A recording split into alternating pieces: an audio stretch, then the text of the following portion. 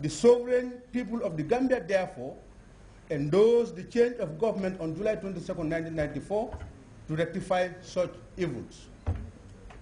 We Gambians further say, this constitution provides for us a fundamental law which affirms our commitment to freedom, justice, probity, and accountability. It also affirms the principle that all power emanates from the sovereign will of the Gambian people.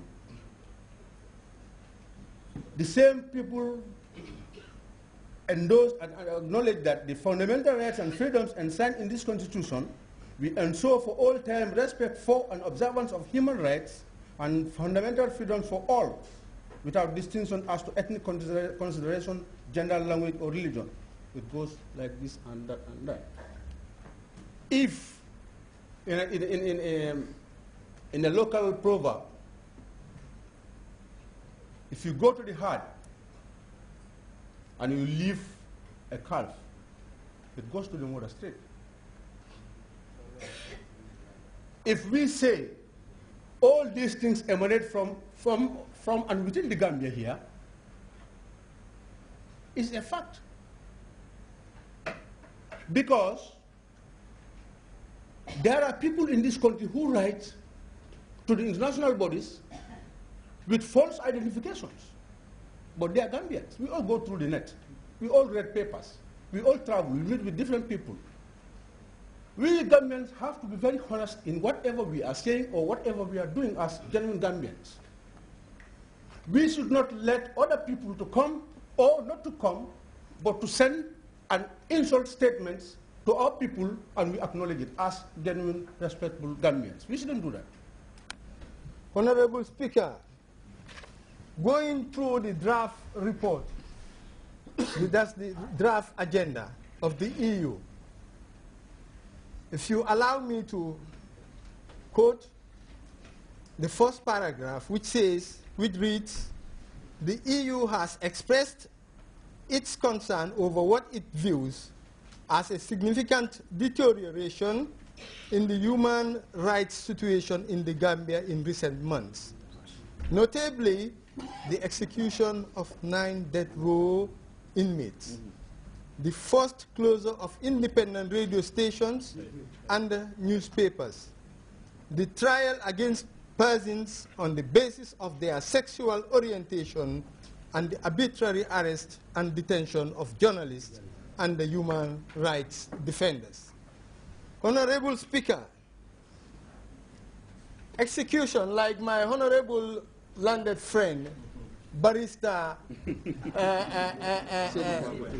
from Jara East, as he has said, who amongst us, or who amongst these EU member states would want your family or your relative to be killed in such a way? When the execution was conducted, and then the Gambian populace appealed to the head of state, when the moratorium was announced, after a week, how many deaths, killings were realized? Uncountable. Some went to an extent of chopping. Those are unacceptable. None of us would want it. So let us not sit down and look at this, the West. You know, I have been saying it here on the floor of the House, that we Africans, we should be very mindful of the Western influence. Coming on to sexual orientation, as they are saying, how can a man sleep on top of a man, or a woman sleep on top of a woman, where in our culture or in our religions, both in Christianity and in the Islamic, does the Bible accept homosexuality, where men lying on men? Is it accepted? I'm asking you. It is not. they are imposing things on us that are unacceptable. I want to say that the Gambia is not a club or an organization, but the Gambia is a nation, and the Gambia deserves respect and dignity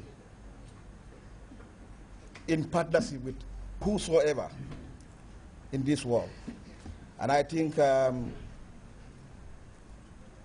what we are seeing coming from the EU is not the least encouraging in terms of what we talk of dialogue. In dialogue, both parties sit together, discuss, and come to common terms. It is not a situation where you will give ultimatums to say, you do this and that and that. This is completely dictatorial. And as other speakers rightly said, Honorable Speaker, and I would concur with them, that they have insulted this country 17 times. And I think enough is enough. But again, I think these things are calculated. If you read between the lines, you will definitely know that, of course, they expect us to say no. Yes, because they know that this small country, the Gambia, is one of the most peaceful countries in our sub-region. And even I can say the world over. And because of these natural resources are coming up, and they know the kind of leadership which is here, and they know they cannot use Peter to rob Demba, they think it is wise for them to insert this kind of situation into this country so that they could run the whole country into a chaotic situation where they can install their puppet governments and be able to do whatever they want to do with our natural resources. This is the bottom line. We don't have to waste our time in discussing this issue. We will say definitely no to Article 8 of the EU. Period.